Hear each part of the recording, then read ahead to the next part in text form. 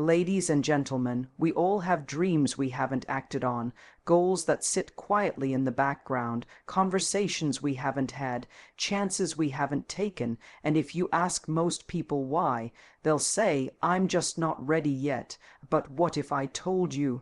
That ready is a myth. What if the version of you you're waiting to become the confident one, the fearless one, the one who finally steps into their life doesn't show up before you start, but only after? Tonight, we're not talking about perfection. We're not talking about waiting for the right moment. We're talking about what happens when you stop waiting and start moving. So let's begin.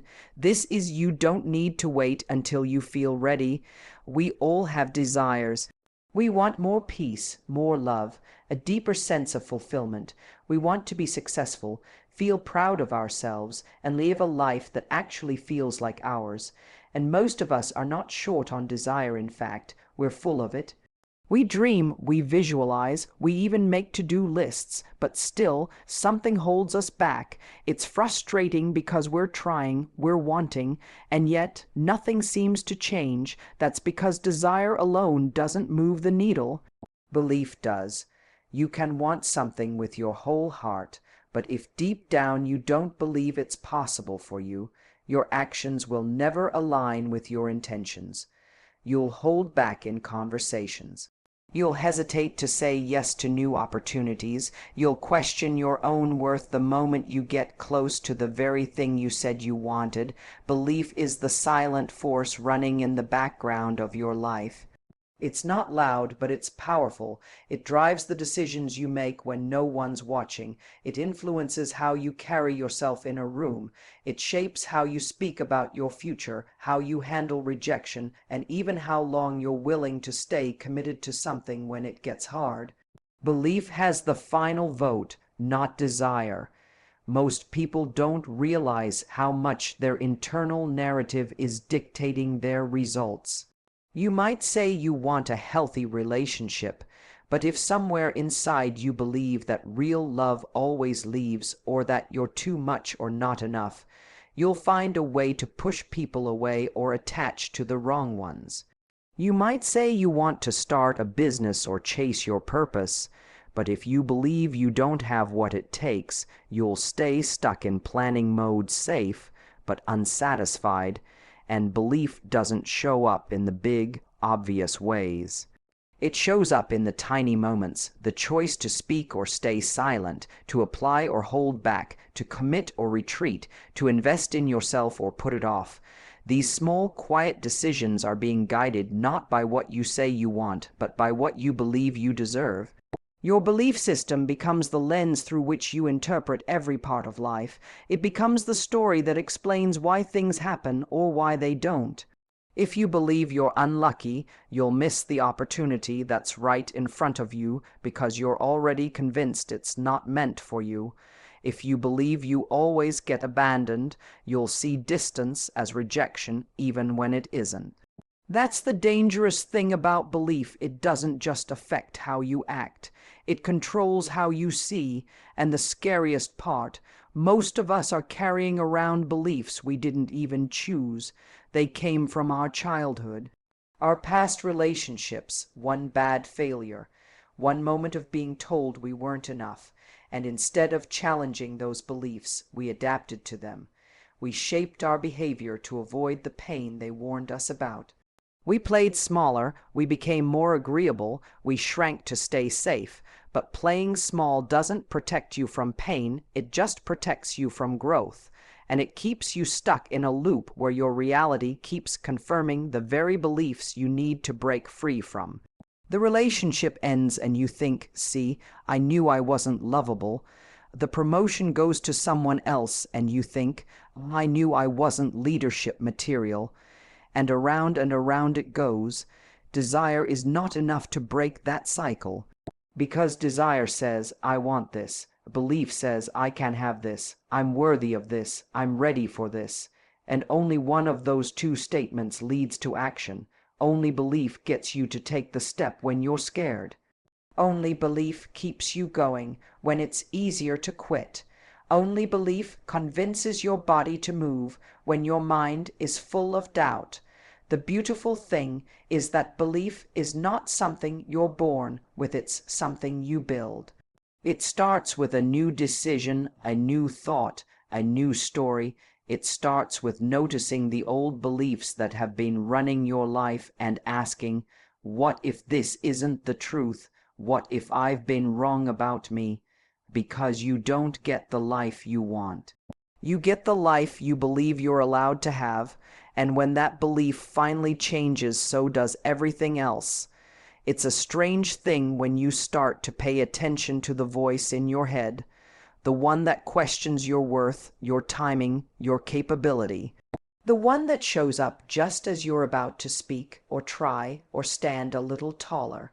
It sounds like your own voice, it even uses your tone, but if you really stop and trace it back, you'll realize it didn't start with you. Most of the beliefs that hold us back were handed to us, not directly, not maliciously, but slowly and repeatedly over time, through a comment, a reaction, a lack of encouragement, a moment we didn't even know was shaping us. Maybe it came from a parent who told you not to get your hopes up, or a teacher who didn't see your potential. Maybe it was a relationship where love felt like something you had to earn, not something you were worthy of by just being yourself. And we didn't question it because we were young, because we trusted the people around us, because we were told that their version of the truth was the truth, so we internalized those stories. I'm too much.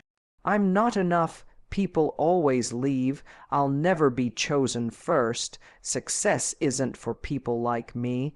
I have to stay small to be safe. Speaking up makes people uncomfortable, and over time, those beliefs became invisible rules we lived by, not because we want them, but because they feel familiar, because believing them became our way of keeping ourselves from disappointment. It was easier to expect rejection than to risk believing we were worthy of more and be wrong. What's hard is that these limiting beliefs are often so deeply ingrained, we stop noticing they're even there. They operate in the background of our daily lives, like a silent program running underneath every decision. You hesitate to go after something not because you're lazy, but because a part of you already decided it's out of reach. You don't ask for more not because you don't want it, but because some old voice told you that wanting too much makes you ungrateful or selfish or unrealistic. And so we live under the weight of beliefs that were never truly ours, trying to become someone that fits inside them instead of someone who breaks through them. It can feel exhausting, like you're trying so hard to move forward, but something keeps pulling you back. That something isn't a lack of motivation, it's not weakness, it's not that you're broken, it's just that your operating system was written by someone who didn't see your full power, and now it's time to rewrite it. But here's the part most people miss. Limiting beliefs are not just stories about the world, they are stories about you. And until you change the story, you'll keep playing the same role in your own life.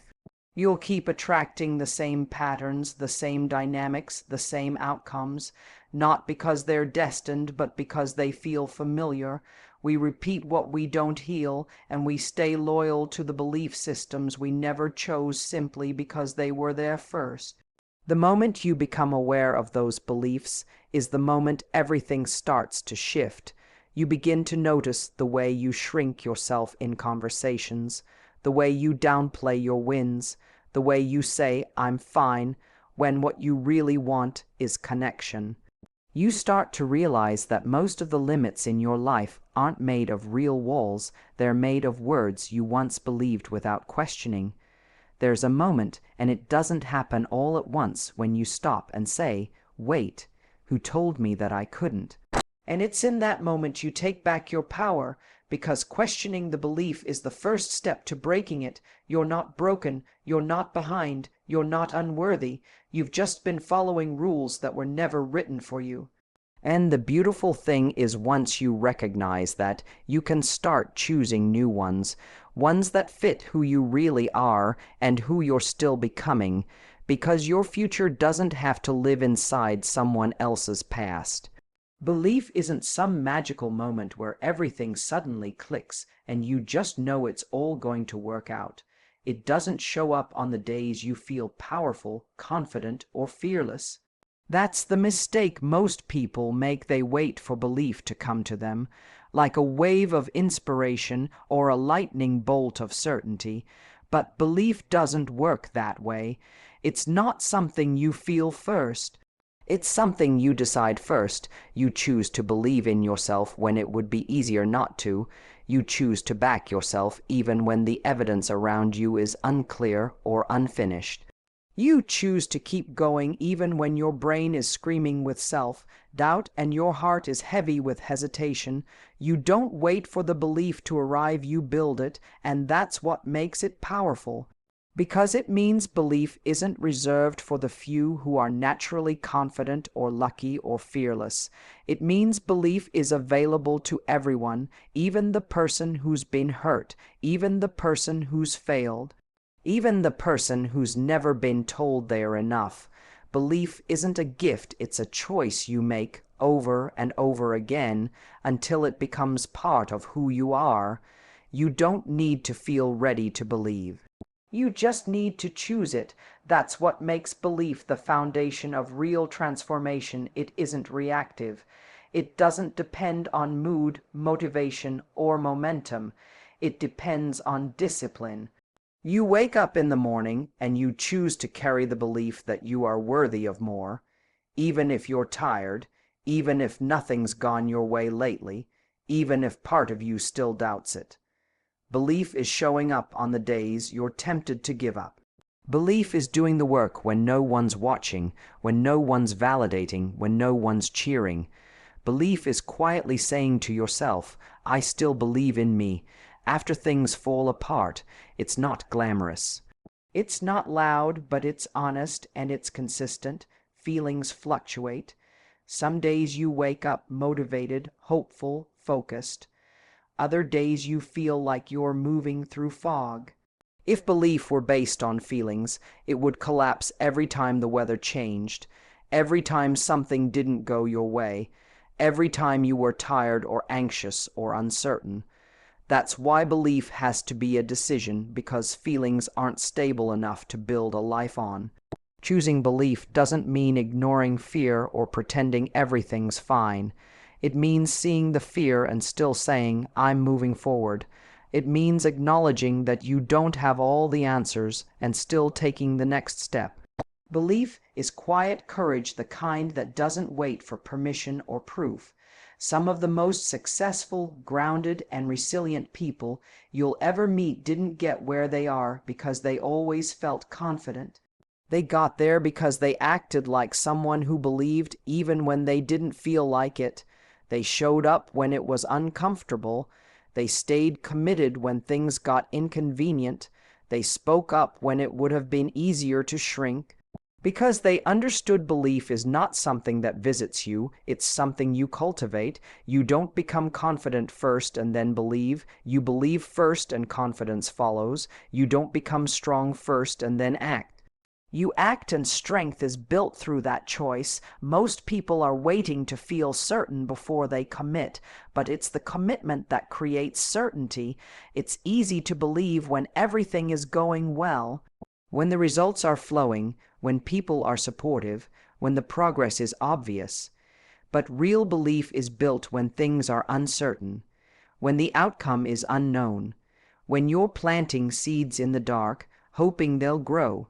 That's where your character is shaped. That's where your identity is formed, and you don't need to have it all figured out to start believing in yourself. You just need to make a decision to bet on yourself. A decision to keep showing up.